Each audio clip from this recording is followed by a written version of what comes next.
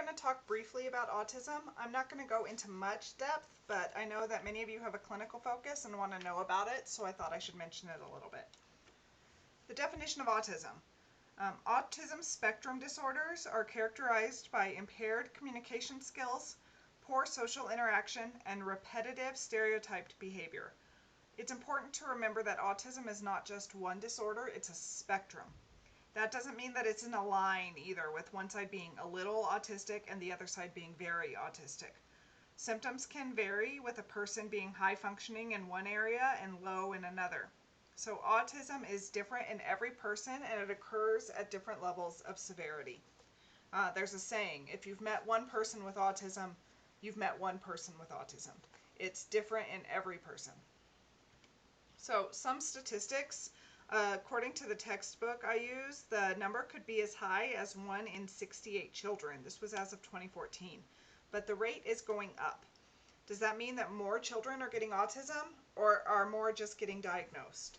Well, it's probably a bit of both. Boys are 4 to 5 times more likely to have it than girls, but when a girl does have it, the symptoms are usually more severe. Symptoms are usually evident before the age of 3, which is why we're talking about it in the toddler section. So some features of autism. The child is disconnected. They spend a lot of time alone. They have problems communicating. They're usually resistant to change. Now, all toddlers tend to be resistant to change, but this is more extreme than that. And sometimes children with autism are very extremely resistant to change. Any little thing really upsets them. They also engage in ritualistic or repetitive behavior, maybe rocking back and forth or tapping their fingers or humming, something like that they do over and over again. They tend to shun affection. Some really hate to be touched. There might be speech lags. In babies, they don't babble or they don't gesture. You might also see a normal development of speech until about 2, and then it's like they start to lose some of the speech they gained. You might see mutism, a lot of echolalia, referring to themselves as you or he, so referring to themselves in the second or third person. You might even see self-mutilation or pain, maybe banging their head against a wall or biting their own hands, something like that. Again, it's different in every person, so it's hard to be sure. What are the causes of autism? Well, that's still mostly unknown. There are biological factors.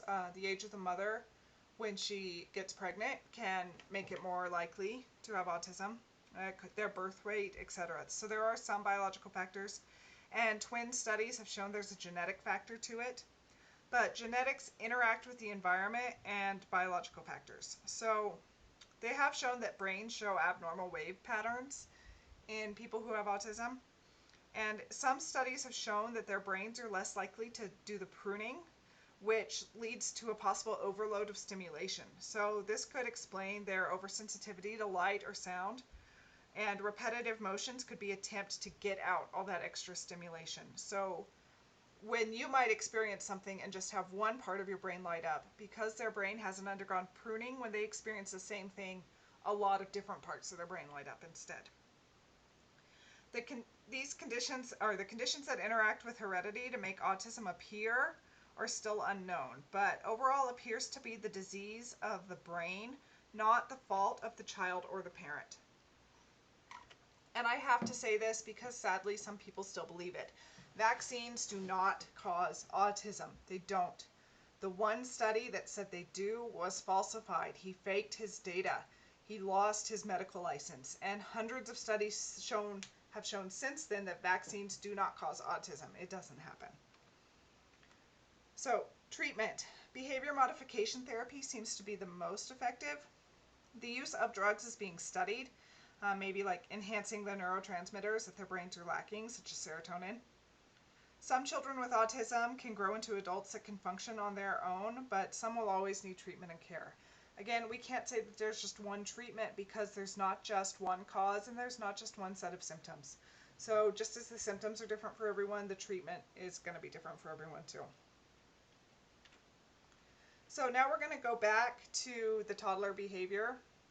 Normally I would have this discussion in class and having you explain it, but right now I just want you, I'm not going to put this on Blackboard, I just want you to think about it and make sure that you know where all of these things come from and why toddlers do them. No. Why do they say no? I'm going to give you a little bit. They're increasing independence. They want control over things. No is a very powerful word. It gives them control over something. Their ability to refuse to do something is them exerting their sense of self. Routines. Remember, they take comfort from routines. It's very satisfying to watch the same movie 20 times in a row because they know exactly what's going to happen in it. New fears. These come from their new imagination and their new cognitive skills, magical thinking, things like that. Independence, again, they're recognizing themselves as a separate person and they want to exert that new identity by doing things on their own. Mood swings and tantrums come from an immature brain. They cannot control their emotions. Emotions flood their brain and overwhelm them. And then the security blanket. Know why some children use them and why they're important. So what can we do to help toddlers? It's a very difficult age for the toddler and for the parent. So how can we help them? Well, prepare toddler for changes in routine. Toddlers can get really distressed when routine changes. Again, temperament plays a role here. Before you take them somewhere new, take a few days to prepare them. Talk about what they're going to experience. Maybe act it out in play, letting them be the patient and the doctor. Use their toys as actors and let the toddler control them. Read books about what they're going to do. Help prepare them for the change as much as you can.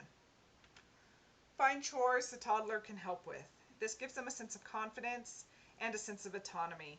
And don't correct the toddler if they do it wrong, which they will. Just let them do it. Mine has a toy vacuum cleaner that he pushes around the living room with me and helps me vacuum.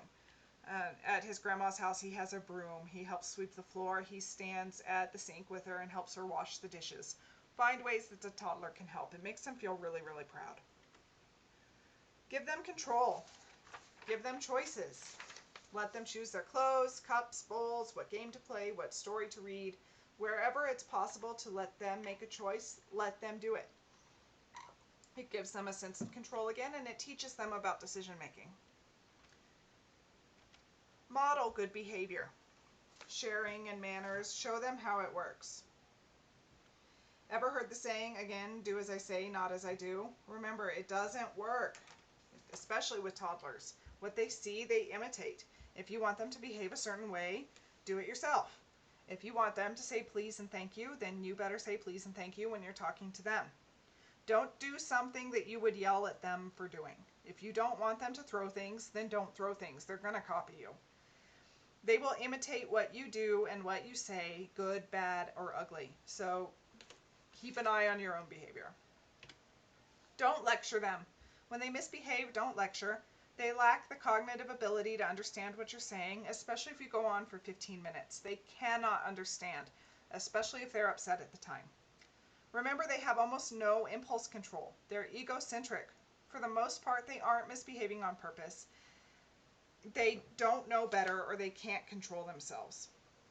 Redirect.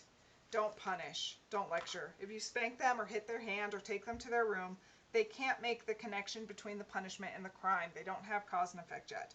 If they hit someone with a toy, say hitting hurts, take the toy and move on with your life.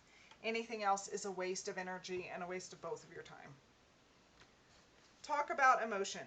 Toddlers have big feelings that they don't understand. Name their emotions for them and help them learn how to deal with them. For instance, I can see you feel sad. Would you like a hug? Or you're very angry right now. Let's go to a quiet place and calm down. Point out the emotions of other children to help them build empathy.